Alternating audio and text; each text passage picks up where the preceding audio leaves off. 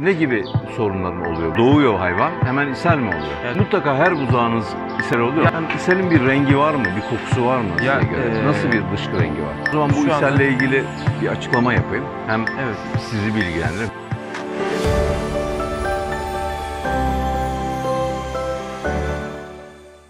Merhaba sevgili yetiştiriciler. Şimdi Milas'ın İçme köyü ve orada bir yetiştirici kardeşimizle birlikteyiz. Halil Gezen. Kaç yıldır hayvanla iç içesin? Yani 6 senedir hayvanla iç içeyiz. Daha önceden? Daha önceden mobilyacıydım, hani marangozlukta çalışıyorduk. Evet. Şimdi hayvanımız çoğaldıkça yani kendi işimizin başına gelmeye karar verdik. Başkasının içinde çalışıyordun. Evet, dışarıda çalışıyordum. Nerede? Milas'ta aynı Evet. bir marangoz atölyesinde çalışıyorduk. Hayvanımız çoğaldı. Babam artık hani bakamayacak hale geldi. Diyelim şimdi Sayı 10 tane hayvan bakarken iyiydi. Sayı arttıkça bakamaz durumda oldu. Hani zor anlar yaşadı. O yüzden kendi işimizin başına gelmeye karar verdik. Hayvanı çoğaltalım dedik. Yatırım yaptık. Büyüttünüz mü? Sen Evet. gelince büyüdü mü işler? Evet, yani biz girdikten sonra büyüttük yani. 10 bakıyorsak 20 bakalım dedik. Kaç sağmanınız var şu anda? Şu anda 27 sağanım var. 27. Peki ikiniz mi çalışıyorsunuz Evet, babayla beraber? beraberiz. Eşim var. Yani 3 kişi Yani bakıyoruz. yardımcınız yok değil mi? Dışarıdan Hayır, parayla hayır. tuttuğunuz Yok. çalışanınız yok. Hayır. O zaman bir aile işletmesi bu, Evet, %100. evet, aile işletmemiz var. Avrupalılar gibi. Avrupalılar da öyle yapıyorlar. Hiç dışarıdan pek bakıcı tutmuyorlar. Bir sağımda birileri geliyor. Sağım yapıp gidiyorlar ama tabii onların hayvan sayıları 200 sağmal, 100 sağmal. Tabii. Sizden çok aşırı değil de size göre biraz daha fazla. Tabii. Sizin de fena değil ama. Peki sen şimdi buraya 5-6 yıl oldu değil mi başlayalı? Evet. 5-6 yıl oldu. Yani şu an mesela ne gibi sorunların oluyor bu 5-6 yılda? Yani ne seni çok rahatsız etti en çok? Hocam şu 5-6 yıl içerisinde hani bizi en çok rahatsız eden buzağı ishalleri. Buzağı ishalinin haricinde hani çok aşırı bir rahatsız edecek bir konuyla karşılaşmadık. Birkaç doğumda işte hayvanın hani doğumdan sonra etek düşme problemi. Son atmama yani. Son atmama. Evet. İşte hani birkaç sefer onlarla karşılaştık. Evet. Hani onun haricinde de öyle bir şey yok desek yeridir. Hani, Ya da işte ufak tefek. İhtiyar işte, hayvanların çökme sorunları. Hipokalsemi, süt tüması. Doğumdan sonra herhalde değil mi? Evet, doğumdan sonra. Doğumdan sonra. Hipokalsemi. Ama onun haricinde hani buzağı ishali çoğunluk olarak hani bizde değil.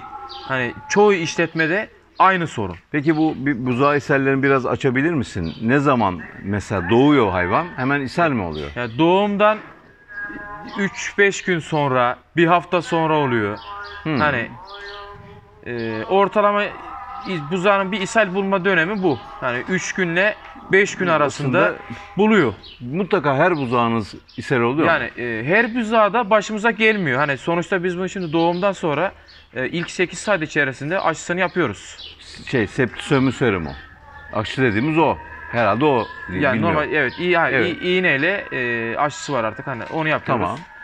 Anne hayvana bir aşı yapılıyor mu? Kurudayken. Yapılması gerekiyor da işte hani yaptığımız oluyor, biliyorsunuz. yapmadığımız oluyor. Evet, Yapmadığınız şimdi kimini yapıyoruz, kimi atlatılıyor, suistimal oluyor, yapılmıyor. Peki senede 20 buzağınız olur mu? 27 sağmalı olduğuna göre en azından bir 20 buzağınız oluyordur herhalde. Senede veya 25 oluyordur bilmiyorum. Evet. Bunların hani mesela kaçı hayatta kalıyor? Öyle bir aklında bir şey var mı? Şöyle diyeyim, hani Allah'ım çok şükür bu sene öyle bir buzağı kaybım olmadı. Diyelim bu sene aşağı yukarı şu anda benim Ekim ayından bu yana 20 tane sağanım, hani tezli buzağım var. Ekim'den doğdu. Eylül Ekim'den bu yana. Allah'ım çok şükür bir tane telefim olmadı. O bu zaman sene. iyi. Ama yine de ishal oluyor. Oluyor. Peki ishal niye rahatsız ediyor seni? Yani kayıp yok, hayvanın ölmüyor ama rahatsız oluyorsun. Şu anda öyle, hani Allah'ım çok şükür hani şu anda olmadı. Mesela 2017 yılında en çok kaybı o zaman yaşadım. 2017 yılında aşağı yukarı 5-6 ay içerisinde 10 tane buzağı telef ettim. Onların da günleri aynı mıydı? Aynı. Hani aynı günlerde yani. Aynı günlerde. Doğduktan 5 ile 7 gün sonra. Aynı günlerde. Mesela geçen sene 5 buzağı telef ettim. Hani geçen sene de aynı bu sıkıntıları yaşadık. Ama Ekim ayından bu yana, geçtiğimiz Ekim ayından bu yana evet, yani geçtiğimiz Ekim ayından bu yana da Allah'ım çok şükür hani hiçbir şu anda buzağlarımızda bir ölümle karşılaşmadık. Peki. Peki bu son ishal olayı Ekim'den sonra oluyor ya ishaller. Evet. Ölüm de olmamış. Yani ishalin bir rengi var mı? Bir kokusu var mı Ya, size göre? Nasıl bir dışkı rengi var? Normalde hani sarı Sarı, evet. sarı dışkısı var. Yani öteki hani bir kiminde Böyle siyah hayır. dışkı yok değil Onlar mi? da Kötü kokulu. Yani bu şekilde karşılaşmadık. Çünkü daha Biraz öncekilerde şöyle acık gelsen Hani ha. Tamam. Evet. daha öncekilerde böyle kanlı ishal olanlar oldu. Simsiyah. Evet. Hani Onlar ishalle tabii karşılaştık. öldürücü olabilir onlar. Onlar zaten kurtaramadık. Kurtaramadılar. Ama Evet, onlar mesela olabilir. şimdikinde bu buzağlarımızda hani ishal sarı oluyor. Ama hani Allah'ım çok şükür hani gene de bir ölümle karşılaşmadık yani bunlarda. Ben o zaman bu Şu ishalle anda- ilgili bir açıklama yapayım. Hem Evet. sizi bilgilendireyim hem yetiştiricilerimizi bilgilendireyim. Evet. Şimdi buzağlarda meydana gelen ishalin birkaç nedeni var. Bunlardan bir tanesi bakterilerin yaptığı ishaller, bakteriyel ishaller. Ama siz onu zaten doğduğu zaman serum vererek bunun önlemini alıyorsunuz. Bakterilerin yaptıkları ishaller. Daha sonra da olabilir bu. Yine ikincisi viral ishaller. Pardon, düzeltiyorum. Viral ishallere karşı aşı yaparak, doğumdan sonra serum vererek hem bakteri hem de virüslere karşı önlem alıyorsunuz. Bir de kripto dediğimiz bir ishal tipi var. Bu kripto ishali kripto isimli, kriptosporidium isimli bir parazitin yaptığı bir ishal.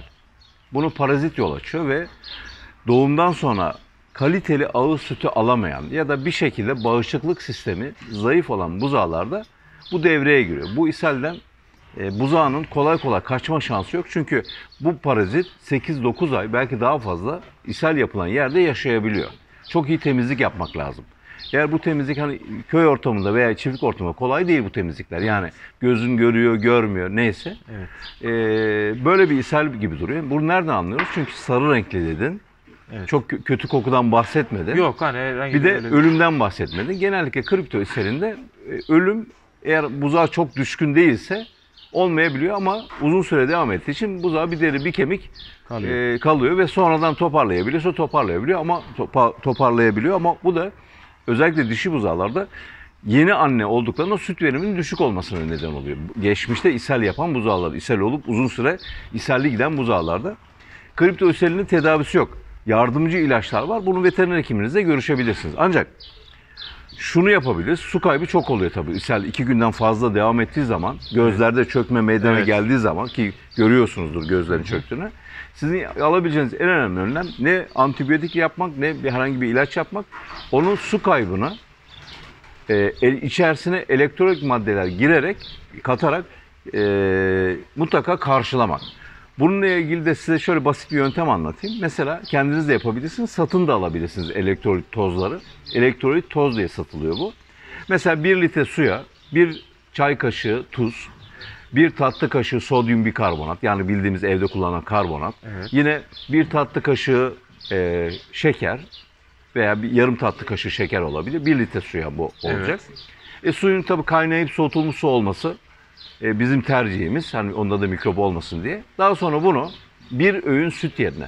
Bir öğünde diyelim ki siz 2-2,5 litre süt veriyorsunuz. Evet. O zaman bu karışımı 1 litreye işte 1 tatlı kaşığı karbonat diyorsak 2,5 litreye ne kadar denk gelecekse işte 2,5 tatlı kaşığı. Evet. O oranda büyütüp bir öğün süt yerine onu içiriyorsunuz ve bunu 2-3 gün devam ediyorsunuz. Yani ishalin şiddeti azalana kadar.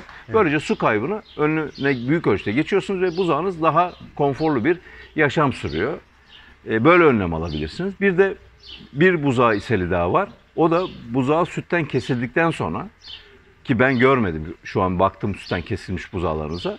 Böyle çok böyle aşırı sulu değil de hafif kahverengisi gibi yapılan yeri göl gibi yapan bir ishal de var. Bazılarında kan da olabiliyor bunların.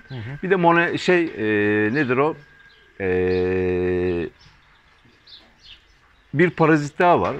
O parazitin yaptığı bir ishal bu. Onu da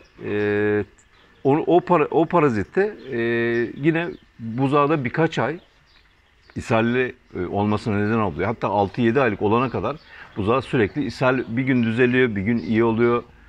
Sonra aradan bir hafta geçiyor. Biz diyor tedavi ettik hocam diyor. Bir hafta sonra bir daha ishal oldu diyor. Yemi kestik diyor, ot verdik diyor.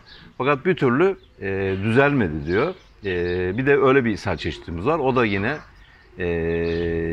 koksidioz istediğimiz bir parazit, koksidyalar. O parazitin yaptığı ishaller var ama siz anladığım kadarıyla öyle bir şikayetiniz yok. Sizin şikayetiniz kripto ishali. Evet. Bu vesileyle hani senin sayende de biz yetiştiricilerimize bu kripto ishalinden bahsetmiş olduk. İshaller özellikle doğumdan sonra 3-5 gün sonra görülüp ilk 5 ila 20 gün arasında görülür kripto ishali. 20 günden sonra pek kolay kolay gözükmez bu ishal. Çünkü parazite karşı vücudun bağışıklık sistemi güçleniyor buzağa 20 günlükten sonra bu parazit daha hani ishal yapmayabiliyor. Biz de senin sayende hem yetiştiriciler hem de seni bilgilendirmiş olduk. Hem de yetiştiricileri sizi bilgilendirmiş olduk. Çok teşekkür ederiz. Biz teşekkür ederiz. Bu programa katıldığınız için. Sağ olun. Biz teşekkür Sağ olun. ederiz. Eksik olmayın. Buradan yaptığımız yayın burada sona eriyor. Yine farklı bir yerde, farklı bir köyde veya işletmede yeni bir konuyla görüşmek üzere.